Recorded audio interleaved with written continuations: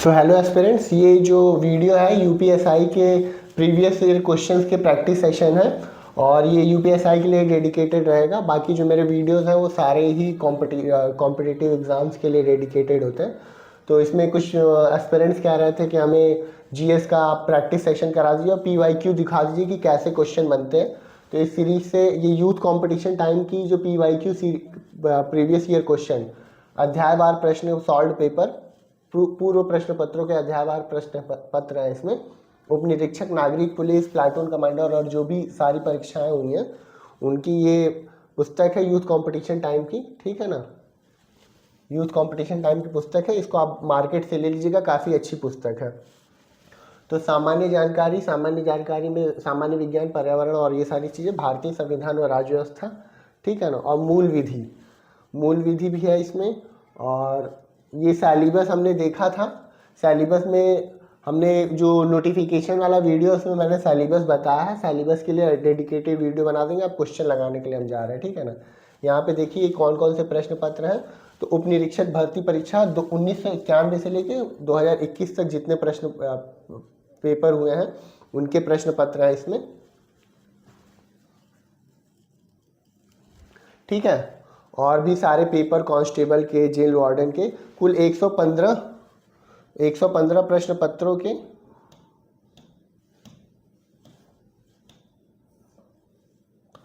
कुल 115 प्रश्न पत्रों के 4305,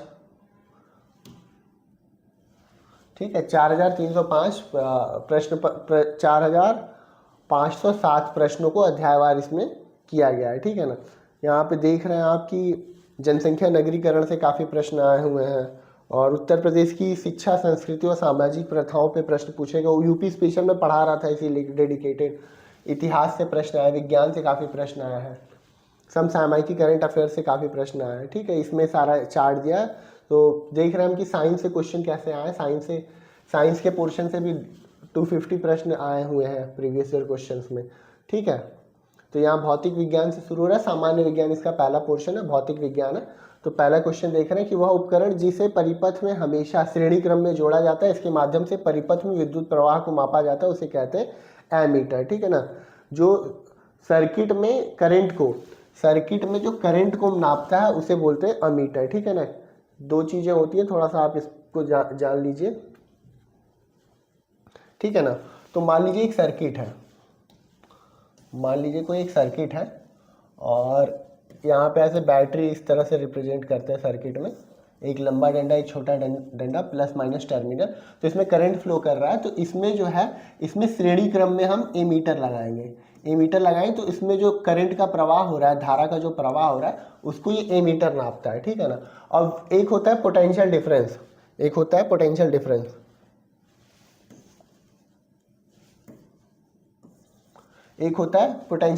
जब दो बिंदुओं के बीच में पोटेंशियल डिफरेंस हमको निकालना रहता है, यानी कि वोल्टेज निकालना रहता है। पोटेंशियल डिफरेंस वोल्टेज का मात्रक है।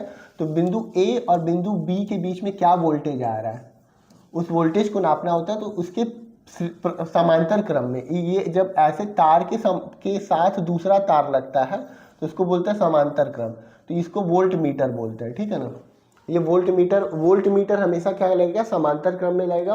ए मीटर जो है वो श्रेणी क्रम में लगेगा। ठीक है ना, ए मीटर जो है करंट, विद्युत धारा को नापता है, वोल्ट मीटर जो है पोटेंशियल डिफरेंस यानी वोल्टेज को नापता है। ठीक है ना, ठीक है, अगला प्रश्न देखते हैं। प्रश्न संख्या 2, जिस तापमान पे वायु में जल वाष्प संघनित होना शुरू कर देता है। संघनन का मतलब क्या होता है, भाप से पानी में परिवर्तित होने की, मतलब वेपर से लिक्विड में ट्रांसफॉर्म होने की प्रक्रिया। ठीक है ना, तो जल वाष्प यानी कि वाटर का वेपर है और उसको पानी में बदल रहा है। तो आपने ये देखा होगा कि वो पानी की बूंदें बन जाती है ठंड में, ठंडी होके जो हमारे वातावरण में जो H2O है, जो वाष्प है, जलवाष्प, वो संघनित होके ओस में बदल जाता है, तो उसको ओसांक बोलते हैं, ड्यू पॉइंट। ठीक है ना, दहनांक जिस टेम्परेचर पे कोई चीज़ जलने लगती है। पोवर पॉइंट मतलब जिस टेम्परेचर पे कोई चीज़ लिक्विफाई होके बहने लगती है। फ्लैश पॉइंट जिस चीज़ पे वो तेज़ी से चमकने लगती है। ठीक है ना, बहुत ज़्यादा डिटेल में नहीं जाएंगे, जब मैं साइंस वाली सीरीज चलाऊंगा घटना चक्र से तो उसमें जो जो डेफिनेशन आएंगे उनको डिटेल में पढ़ेंगे। ठीक है ना, और ये सापेक्षिक आर्द्रता को नापने के लिए हाइग्रोमीटर का प्रयोग होता है, ये एक फैक्ट है, ठीक है ना। सापेक्षिक आर्द्रता, रिलेटिव ह्यूमिडिटी, ठीक है ना, आर्द्रता,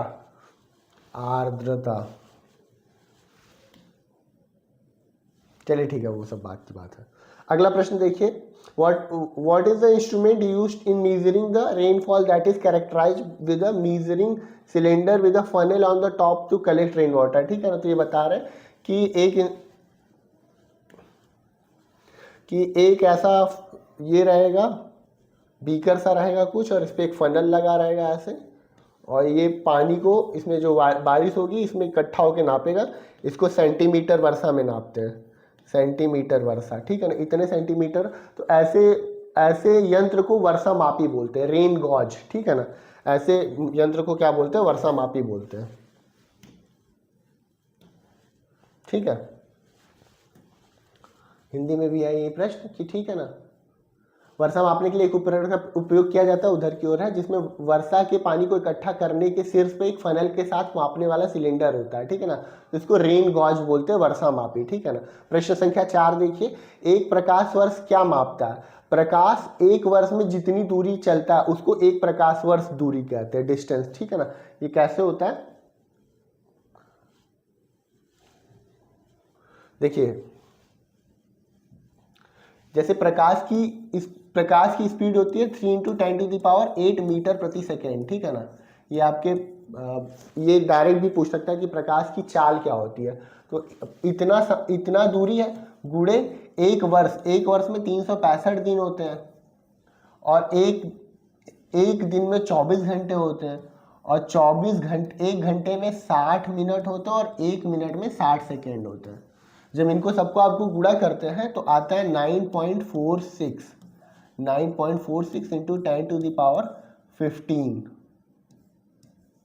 10⁻15 मीटर, ठीक है ना, इतना मीटर आता है। तो इतनी दूरी एक प्रकाश वर्ष दूरी होती है, ठीक है ना। एक बार इसको फिर से क्रॉस चेक कर लीजिएगा, ऐसे इतना ही है, ठीक है। तो इतनी दूरी, ये काफ़ी बड़ी दूरी होती है। मतलब जो खगोलीय पिंडों के बीच की दूरियां होती हैं उनको नापने के लिए प्रकाश वर्ष का प्रयोग होता है। और क्या होती है, और एक आप ध्यान दीजिएगा कि पृथ्वी, जो सूर्य है और पृथ्वी है, सूर्य और पृथ्वी के बीच की दूरी को क्या बोलते हैं, एक एस्ट्रोनॉमिकल यूनिट।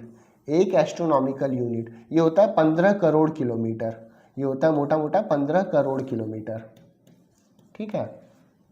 और एक दूरी होती है पार्सेक, 1 सेकेंड के कोण पर, अभी एरो के पेपर में ये तीनों पे बनाया था क्वेश्चन, ठीक है ना। ये प्रकाश वर्ष, ये लाइट ईयर है। यही प्रश्न बार बार घूम के हर जगह आते हैं। ये एस्ट्रोनॉमिकल यूनिट, खगोलीय दूरी, इसको बोलते हैं हिंदी में खगोलीय दूरी।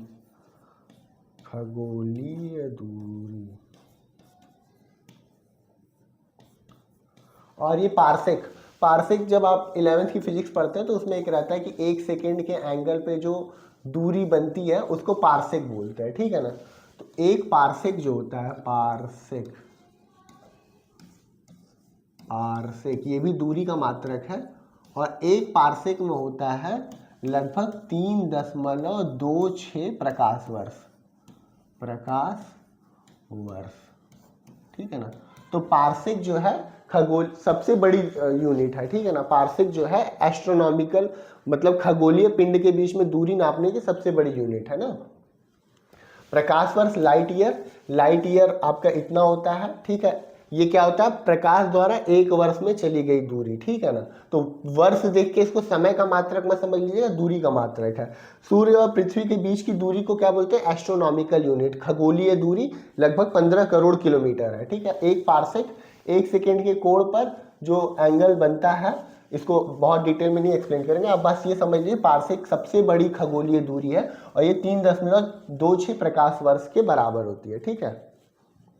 अगर आप इसको समझ लेंगे तो ये सारे क्वेश्चन कर पाएंगे। कहाँ गया, ठीक है। कौन सा प्रश्न था, प्रश्न संख्या 4 था, ठीक है ना। देखिए यहाँ पे दिया है ना, एक प्रकाश वर्ष 0.3066 पार्सेक के बराबर होता है, ठीक है ना। तो जब आप इसको, ठीक है, 1 पार्सेक इज इक्वल टू 3.26 प्रकाश वर्ष। तो 1 light year, 1 light year is equal to क्या हो जाएगा 1/3.26 parsec, that is equal to 0.3066 parsec, 1/3, लगभग 1/3 से थोड़ा कम। जो प्रकाश वर्ष है 1 पार्सेक का 1/3 से थोड़ा कम है, ठीक है ना। ये संबंध पूछ सकते हैं, आप थोड़ा सा मेंटली प्रिपेयर रहिए, हल्का सा कैलकुलेशन, इसको देख लीजिएगा, आपको बहुत इजीली समझ में आ जाएगा, ठीक है। अगला प्रश्न, तीनों यूनिट बता दिया आपको। प्रश्न संख्या 5 क्या कह रहा है, निम्नलिखित में किस पदार्थ को मानव शरीर में सबसे कठोर पदार्थ माना जाता है जो कैल्शियम और फास्फेट से निर्मित होता है और जल में नहीं घुलता है, ठीक है ना। तो प्रश्न संख्या 5, मानव शरीर का सबसे कठोर अंग होता है दांत के ऊपर जो सफेद परत होती है जिससे दांत चमकते हुए, उसे टूथ एनामेल कहते हैं। कुछ लोग दांत बहुत घिस घिस के रगड़ते हैं ना, तो उनके दांत जो है उनको लगता है वो साफ कर रहे हैं, उनके ऊपर की जो चिकनी वो सफेद परत है वो चली जाती है और दांत पीले भी पड़ जाते हैं और मजबूती भी चली जाती है और झंझनाहट, सेंसिटिविटी भी आ जाती है, क्योंकि जो नर्व्स हैं वो एक्सपोज हो जाते हैं। तो ब्रश डेली 2 बार करना है, लेकिन धीरे धीरे करना है, ठीक है ना, और सॉफ्ट वाले ब्रश से, ठीक है। अगला प्रश्न है 5 हो गया, सबसे कठोर शरीर का कौन सा अंग होता है, दंतवल्क, टूथ एनामेल, क्वेश्चन नंबर 5 का बी हो गया, ठीक है। अगला प्रश्न देखते हैं, 6वां प्रश्न क्या है, निर्यात तैयारी सूचकांक, फिजिक्स का नहीं है ये, तो उसका है क्या बोलते हैं, इकोनॉमिक्स का पोर्शन है। निर्यात तत्परता सूचकांक नीति आयोग द्वारा जारी किया जाता है, ईपीआई, एक्सपोर्ट प्रिपेयर्डनेस इंडेक्स, ठीक है ना, एक्सपोर्ट प्रिपेयर्डनेस इंडेक्स, निर्यात तैयारी सूचकांक। उत्तर प्रदेश ने इसमें काफ़ी अभी प्रगति की है, लेटेस्ट आप रैंक देख लीजिएगा एक्सपोर्ट प्रिपेयर्डनेस इंडेक्स में उत्तर प्रदेश की कौन सी रैंक है, ठीक है ना। उत्तर प्रदेश में काफ़ी प्रगति हुई है निर्यात तैयारी सूचकांक में। आखिरी बार जब मैंने चेक किया तो 7th प्लेस था उत्तर प्रदेश का, ठीक है ना, निर्यात प्रिपेयर्डनेस इंडेक्स में, ठीक है ना।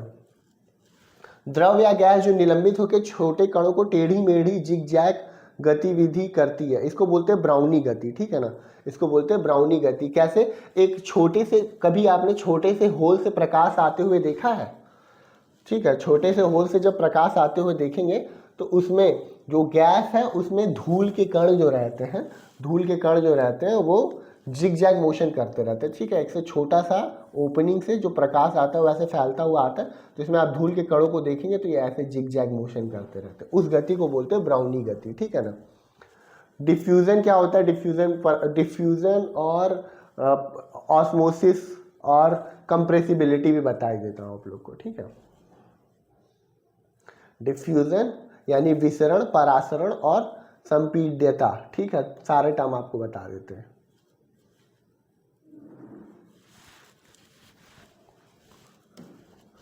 ठीक है, तो डिफ्यूजन विसरण क्या होता है, जैसे कमरे में आपने अगरबत्ती जला दी दो, तो कब अगरबत्ती का धुआं तो एकदम यहाँ पे कंसंट्रेट होकर निकलेगा, फिर वो धीरे धीरे धीरे धीरे पूरा वातावरण में फैलेगा, इस प्रक्रिया को बोलते हैं डिफ्यूजन, विसरण होना, ठीक है ना। हायर कंसंट्रेशन का लो कंसंट्रेशन हो जाए, उच्च सांद्रता का निम्न सांद्रता हो जाना, गाढ़े धुएं का पतला धुआं हो जाना, ठीक है ना, ये विसरण है। अगरबत्ती के धुएं का फैलना विसरण है, ठीक है ना। आपकी सेंट की बोतल, जो डीओ की बोतल होती है, उसमें कंप्रेस्ड गैस होती है, ठीक है, जब आप उसको रूम में छोड़ते हैं, ठीक है ना, कंप्रेस्ड गैस होती है, जब यहाँ से स्प्रे करते हो तो यहाँ से तो तेजी से निकलता है, फिर ये पूरे कमरे में इसकी सुगंध फैलने लगती है, ठीक है ना। तो ये क्या हो रहा है, डिफ्यूज हो रही है, स्मेल जो हो रही है डिफ्यूज हो रहा है, ये प्रक्रिया क्या है, डिफ्यूजन है, ठीक है ना। उच्च सांद्रता का निम्न सांद्रता में बनना, हायर कंसंट्रेशन यानी घने से पतला होना, ठीक है ना, तो ये पूरे कमरे में फैल जाती है, ये हो गया डिफ्यूजन। क्लियर हो गया आप लोगों को, ठीक है। अगरबत्ती का धुआं फैलना और सेंट की खुशबू का कमरे में फैलना, ये डिफ्यूजन का उदाहरण है, ठीक है ना। उच्च सांद्रता से निम्न सांद्रता। परासरण क्या होता है, परासरण एक अर्ध पारगम्य झिल्ली से होता है, ठीक है ना, अर्ध पारगम्य झिल्ली से होता है, ठीक है। अर्ध पारगम्य झिल्ली से विलायक कणों का, मान लीजिए कि यहां पे क्या है, यहां पे सीरा रखा हुआ है, यहां पे सीरा रखा हुआ है और यहां पे क्या रखा हुआ है, जल रखा हुआ है। तो अर्ध पारगम्य झिल्ली से चीनी के कण, तो चीनी के कण बड़े बड़े हैं, ठीक है, सीरा में चीनी है और जल के कण छोटे छोटे हैं, तो जल के कण क्या होंगे, जल के कण इस अर्ध पारगम्य झिल्ली से सेमी परमिएबल मेम्ब्रेन से पेनिट्रेट कर जाएंगे इधर की ओर। तो इस प्रक्रिया को बोलते हैं परासरण, इस प्रक्रिया को बोलते हैं परासरण। इसमें क्या है, लोअर कंसंट्रेशन से हायर कंसंट्रेशन की ओर जाती हैं चीज़ें, ठीक है। और रिवर्स ऑस्मोसिस क्या होता है, अगर इधर प्रेशर लगा दें हम, इधर प्रेशर लगा दें तो इधर के पानी के कण इधर जाने लगेंगे, तो इसको बोलेंगे रिवर्स ऑस्मोसिस, ठीक है ना, विपरीत परासरण, ठीक है। इसका उदाहरण अभी देखते हैं, अभी एग्जाम में अगर कहीं उदाहरण आया होगा तो मैं बताऊंगा इस चीज़ के बारे में, ठीक है ना। और कंप्रेसिबिलिटी क्या होता है, कंप्रेसिबिलिटी मतलब किसी चीज़ को आप दबा के, जैसे वही सेंट की खुशबू को, सेंट को आप क्या करते हैं, भरते हैं ना बॉटल में, और आपका एलपीजी होता है, एलपीजी गैस को कंप्रेस करके आप भरते हैं, लिक्विड पेट्रोलियम गैस को सिलेंडर में आप कंप्रेस करके भरते हैं। और भी होती है कंप्रेसिबिलिटी के एग्जाम्पल्स, ठीक है ना। तो लिक्विड में ना के बराबर होती है, और गैसों में ही कंप्रेसिबिलिटी होती है, सॉलिड में नहीं होती है, ठीक है ना।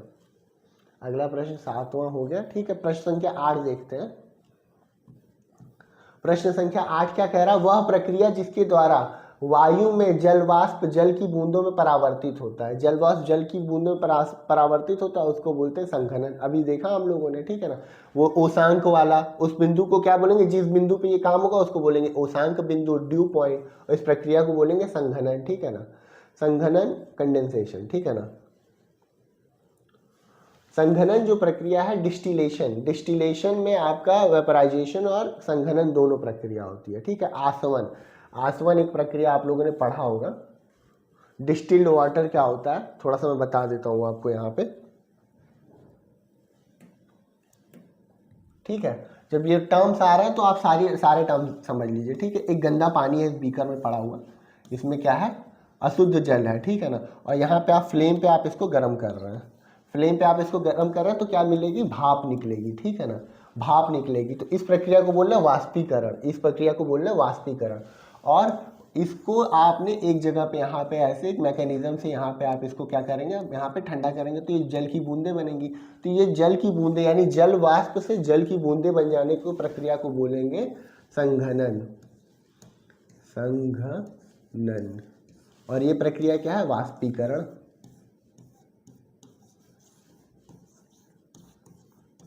वाष्पीकरण और संघनन की प्रक्रिया को सम्मिलित रूप से आसवन कहते हैं, ठीक है ना। वाष्पीकरण और संघनन की प्रक्रिया को सम्मिलित रूप से क्या बोलते हैं, आसवन बोलते हैं। ये दोनों प्रक्रिया होगी। तो अब ये देखिए, गंदा पानी, शुद्ध जल को अब आप यहाँ पे मान लीजिए दूसरे कंटेनर में आप स्टोर कर रहे हैं, तो ये क्या है, आसूत जल है, आसूत जल, आसवित जल नहीं, आसूत जल।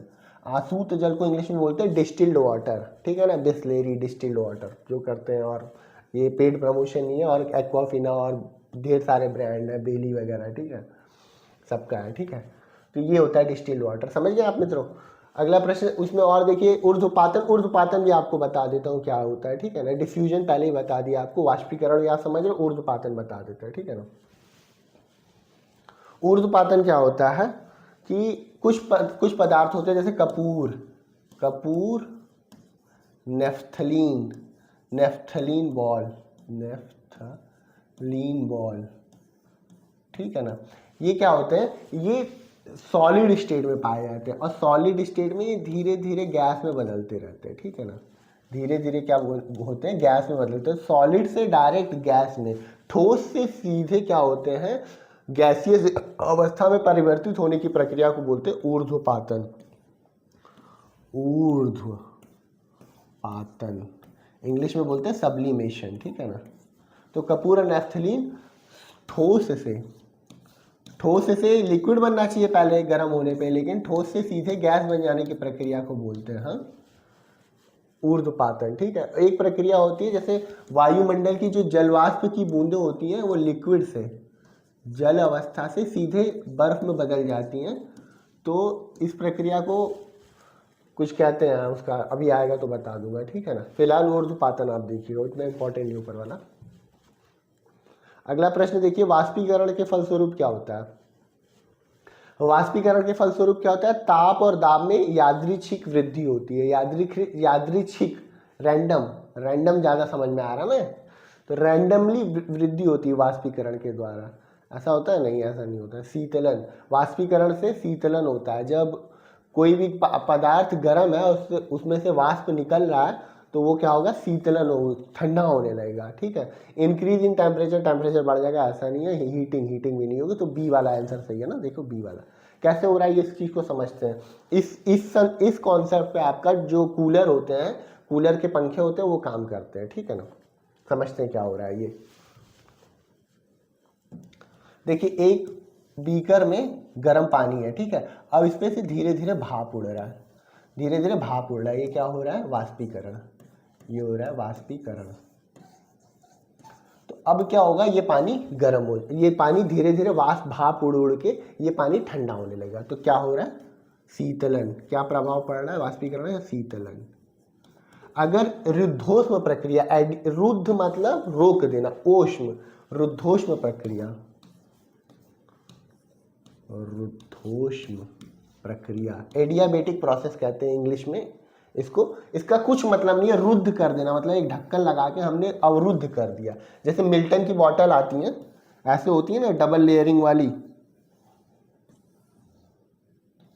और उनमें ऐसे ढक्कन लग जाता है, ऐसे बंद हो जाता है। अब यहाँ पे जो गर्म पानी, इसका भाप जो है निकल ही नहीं पा रहा है। ठीक है ना, तो अब ये शीतलन नहीं होगा, इसका पानी गर्म का गर्म रहेगा। समझ में आया? ये हो गया एडियाबेटिक प्रोसेस, रुद्धोष्म प्रक्रिया। अगर इसका टेम्परेचर नहीं बाहर निकल पाएगा, इस वजह से कभी कभी इसके टायर फट जाते हैं, क्या बोलते हैं, बाइकों के टायर वगैरह फट जाते हैं। ठीक है ना, शीतलन से ठंडा प्रभाव पड़ रहा। और क्या है, डेजर्ट कूलर भी इसी प्रक्रिया पे काम करते हैं।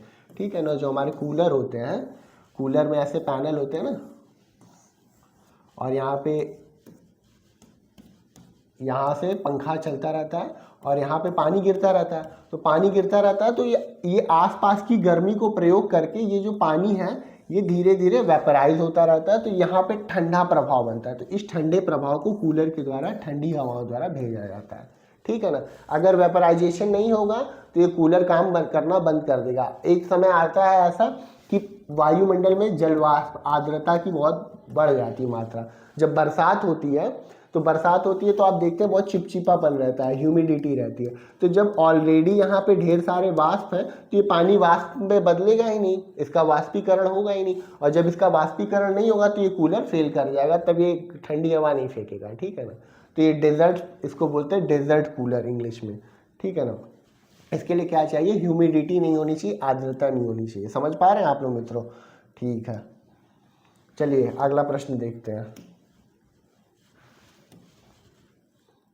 वाष्पीकरण के फलस्वरूप क्या होता है? शीतलन, कूलन होता है। ठीक है, अगला प्रश्न क्या बोला है? जिगजैग मोशन पढ़ लिया। प्रश्न संख्या 10, वायुमंडल में ऊर्ध्वतापन की प्रक्रिया को क्या कहा जाता है? ठीक है ना, ऊर्ध्वतापन की प्रक्रिया को, तो एक तो जो 4-5 प्रक्रियाएं दी हैं सारी हम समझ लेते हैं। ऊर्ध्वतापन की प्रक्रिया, जैसे ऊपर से नीचे की ओर जो गर्म हो रहा है उसको बोलते हैं हम संवहन बोलते हैं। ठीक है ना, अब ये क्या होता है? कंडक्शन क्या होता है? संवहन क्या होता है? विकिरण क्या होता है? एडवेक्शन क्या होता है? ठीक है, तो गर्मी को तापन की तीन प्रक्रियाएं होती हैं मुख्यतः। ठीक है ना, कोई पदार्थ गर्म होता है तो 3 प्रक्रियाएं होती है, चालन, एक होता है संवहन और एक होता है विकिरण।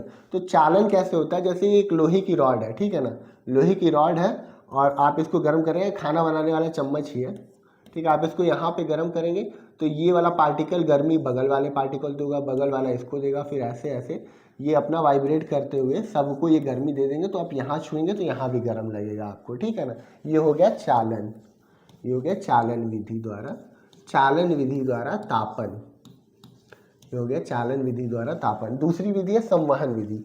संवहन विधि में जो होती हैं ऊष्म धाराएं चलती है। ठीक है ना, संवहन विधि में क्या होती है? ऊष्म धाराएं चलती है। ठीक है ना, जैसे कि ये हमारा वायुमंडल हो गया, ठीक है ना, और ये हमारा धरातल हो गया, ये पृथ्वी है, मान लीजिए कि ये वायुमंडल है हमारा, और ये कहीं सूर्य चमक रहा है। ठीक है ना, सूर्य की किरणें आ रही हैं।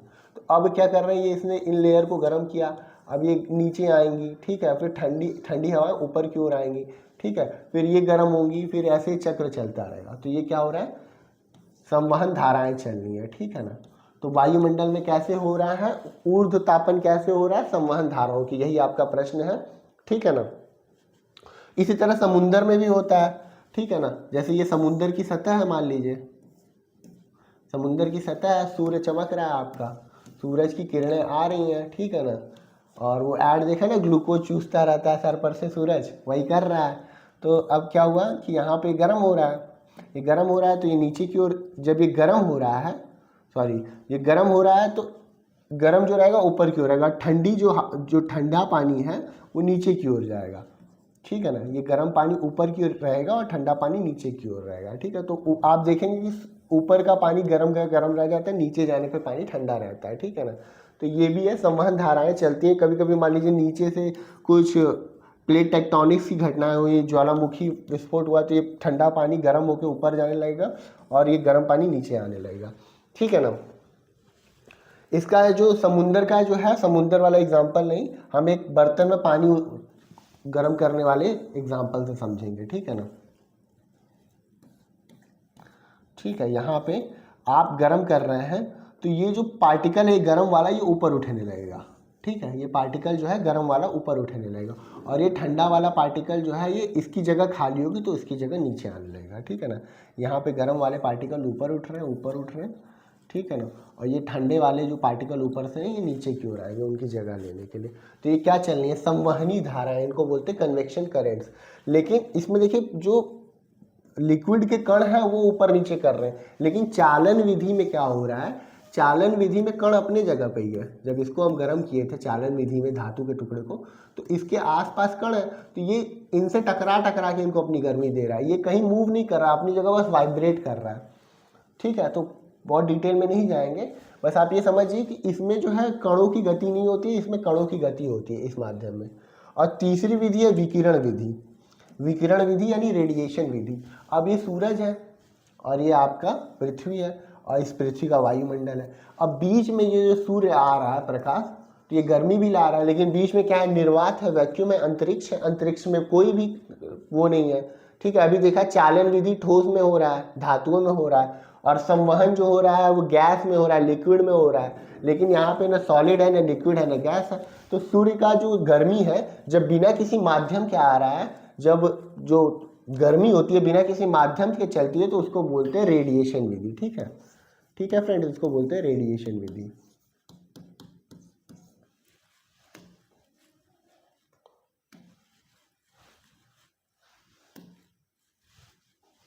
ठीक है, अगला प्रश्न देखते हैं।